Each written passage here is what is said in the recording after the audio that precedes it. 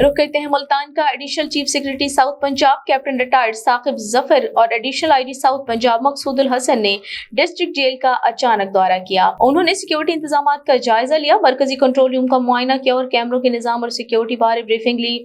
उन्होंने किचन का भी विजिट किया, खाने का मयार चेक किया, जेल हस्पताल का भी दौरा किया, मरीज कैदियों की आयादत की और उनसे इलाज मुआलजे की सहूलियात बारे दरियाफ्त किया। Additional chief secretary south Punjab और एडिशनल आईजी पुलिस जनूबी पंजाब ने लाइब्रेरी और कैदियों के लिए कायम पीसीओ का भी मुआयना किया।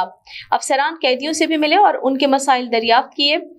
Additional chief secretary south Punjab captain retired Saqib Zafar ने इस मौके पर गुफ्तगू करते हुए बताया कि हुकूमत जेलों की सूरत हाल बेहतर बनाने के लिए कोशां है और जेलों में बिजली के पंखों की दस्तियाबी, मयारी खाने पीने के साफ पानी की फराहमी को यकीनी बनाया जा रहा है।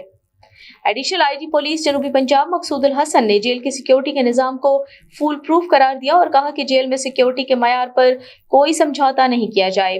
उन्होंने कहा जेलों में कैदियों को दीनी और दुनियावी तालीम की फराहमी इंतहाई अहसन इक़दाम है।